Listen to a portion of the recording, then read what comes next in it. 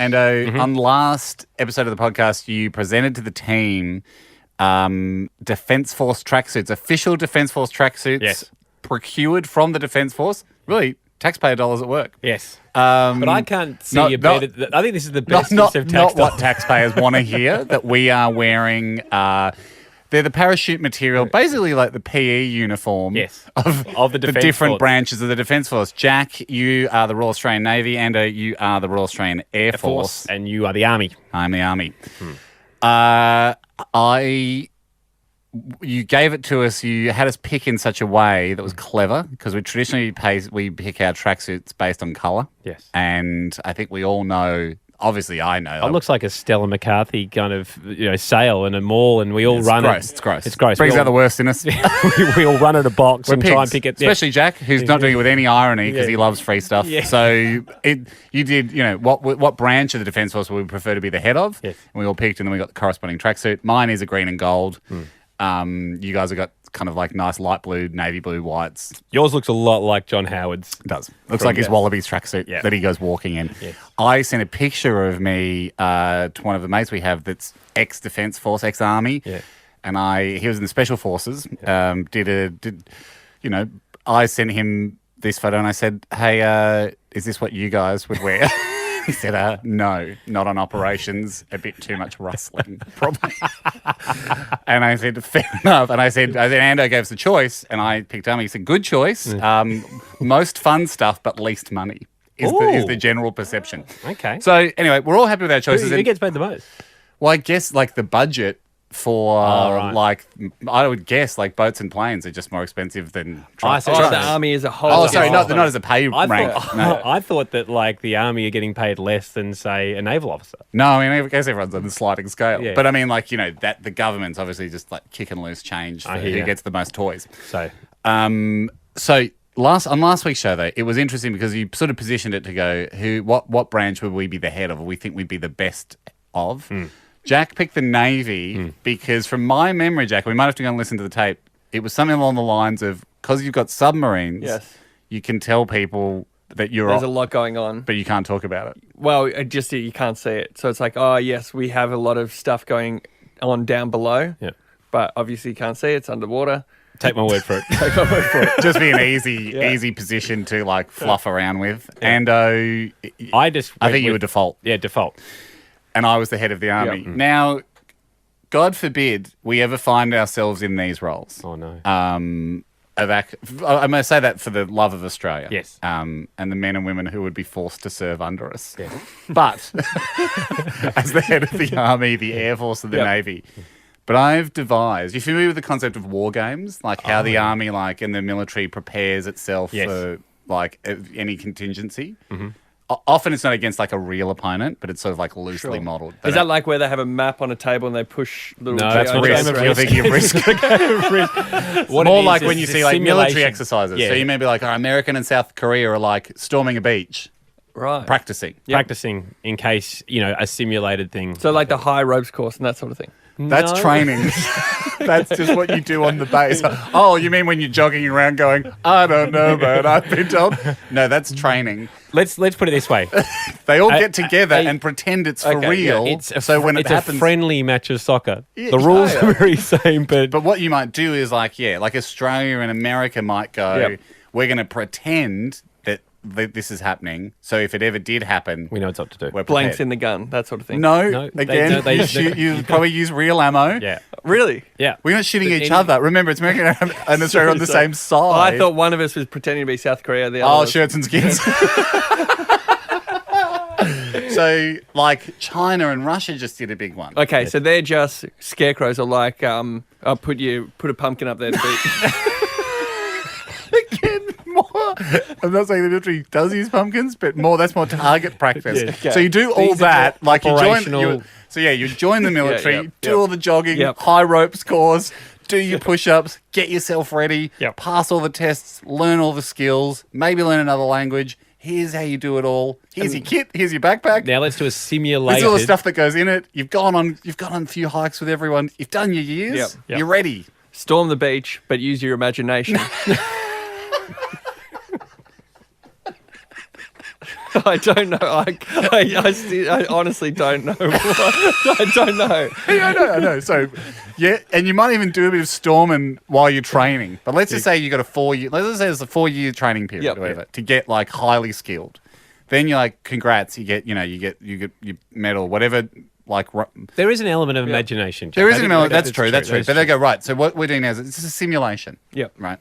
So they might, the people running the thing might go, right, now there's like a force coming from the north or whatever. And they will have like fake vehicles and stuff. And maybe you would be firing blanks. I mean, maybe that wasn't such a, if you're shooting at like guys that secretly are on your team, but are pretending for the day, maybe you are firing blanks and stuff. But yeah, so that's what a war games is. And so sometimes there's like heaps and heaps of people.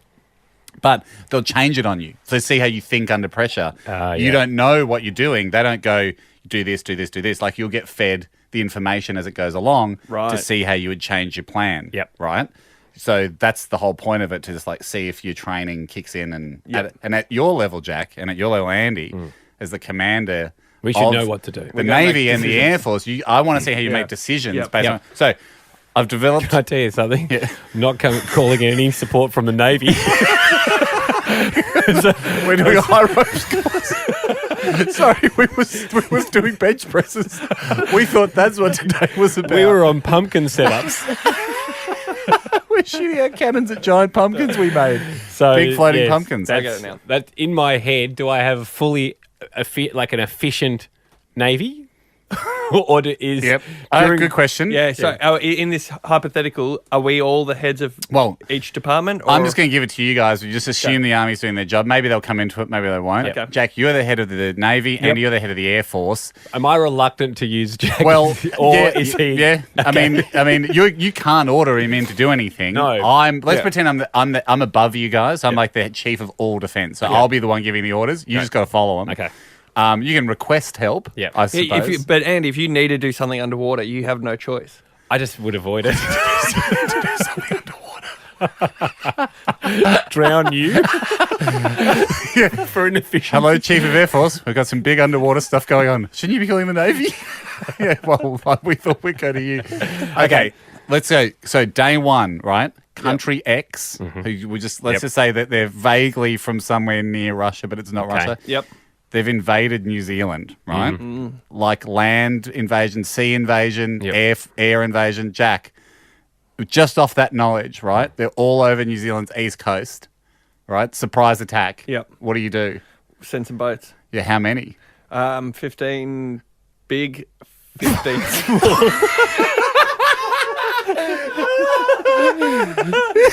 How many left after that? No mediums. They won't be expecting that.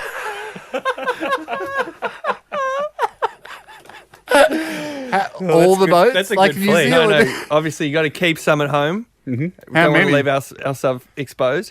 How many roughly do we have? Let's say you got 50. Yep. All right. Keep 51% at home and give them 49% of the boats. Right. Any subs? Yep. Say we're sending 10. No one can know. Tell New Zealand we've sent 5,000. They can't check. Tell them the subs are already there. Okay. I'll tell the New So Zealand. New Zealand don't have any air force, do they? Well, they wouldn't have many fighter planes. I don't think they've got any. Yeah. I think they have air transport. They have like planes that can lift. They might have a few choppers or something. Yeah. So Ando, what are you doing as the Air Force? Yeah, I'm going to send support. Yep. I mean, obviously, we've got to stand by the Anzacs. Of course. Good. That's what I was looking for, Jack. Yeah. No, wait. I mean, we sent half our boats. Yeah. It's true.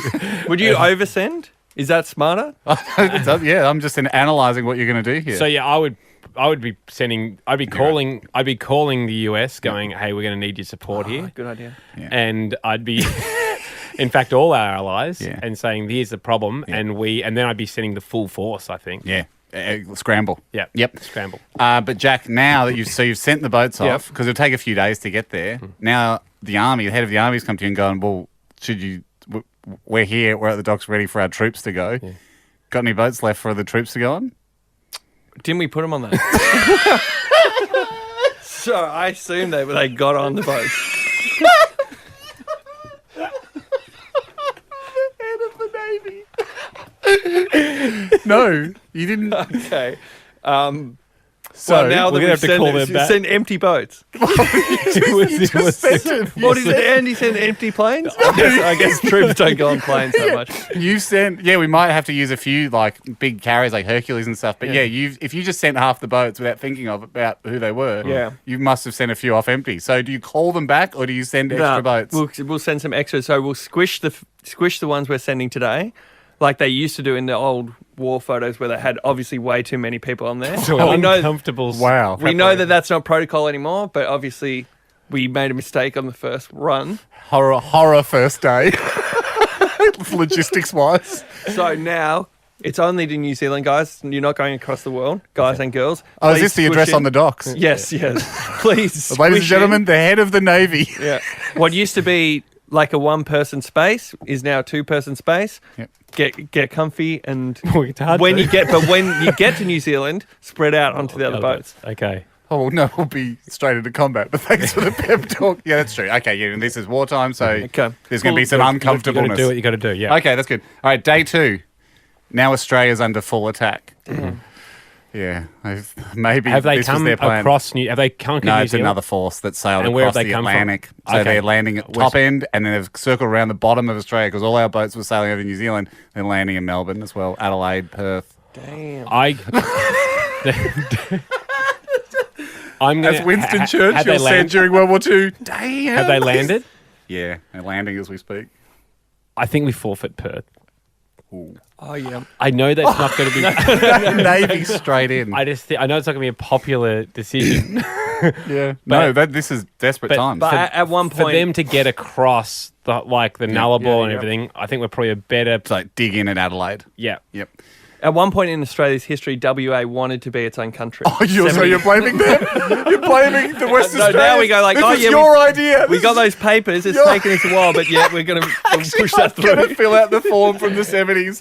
I'm going to think about it. This is such an interesting reveal of character. Like Ando making the hard decisions and then Jack just going, damn it. Blame game. Actually, you wanted it, so now you've got it. All right, that's good. Do you bring all the forces back from New Zealand? No, we're still fighting there. It depends how we're going in that you got battle. 2 fronts. How are we going in that battle? Not great. Well, But at this point, what about actually, this? If you bought all the forces back from New Zealand, Australia would stand a 90% chance of being able to hold that ground at the Adelaide line. If you left half your forces split, we only got a 20% chance. Good. I'm going to have to stay loyal to Australia here and say we have to defend our own waters. Yep. And if if support's not available, you'd hope that we're activating the US and stuff like that. I'll leave some in New Zealand. Why? Because we got You like the ice cream? We've got New Zealand podcasters. We've got New Zealand podcast. That is a nice gesture, Jack. Oh. I'll leave some army Can there I too. say as well, no one has mentioned at this point that the Prime Minister would probably go to the Navy and go, hey, before we were attacked, you kept half your boats here and the Air Force sent everybody across, so well done. The Air Force moves faster. Yeah, but we just can go back there in a day. Back in the morning. Back in the morning, yeah. So, hey, it's only day 2 of the war. Stop hunting for a medal.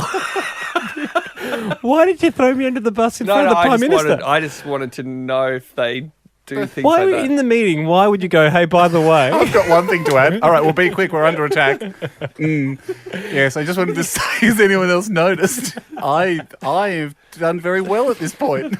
All right, last bit. Last day. Okay.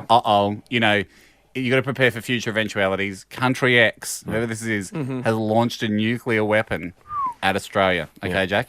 You, as the head of the Navy, leading from the front, are on one of the boats, one of the ships that's come from New Zealand and is heading up to, let's say, Darwin. Yep. Right? You're out in the ocean. The path of the missile will be coming over that boat. Wow. You've been in a battle with one of the other ships. The ship's shot up. There's hardly any guys left.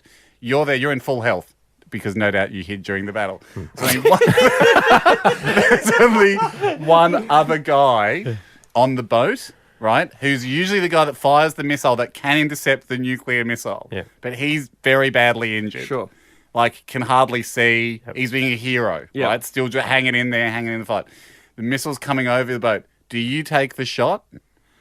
Or do you, knowing that that this guy's got a 5% chance of taking the shot? I'm me with my personal Jack Post skills. You know how to use the machine. Okay. You've never done it before because you had other things to do. Yep. Everyone. Should I even be on the boat? Shouldn't I be in it? back home, like directing traffic? Too late, mate. You're on the boat. You're leading from the front. I would get that guy who's injured, wheel his sick bed toward the machine, not make him do it, but go, can you just walk me through it? I'm about to press fire. Yep. And hold my drink while I do and I shouldn't even be here. Wheel his sick bed. Well, whatever he's injured on, like get his stretcher, get a few guys to bring the stretcher in. Say, all right, maybe count me in. Yeah. All right, he does that, you miss. Now, what do you say to the public? Do you go? Great point. Do you tell everyone that you took the shot?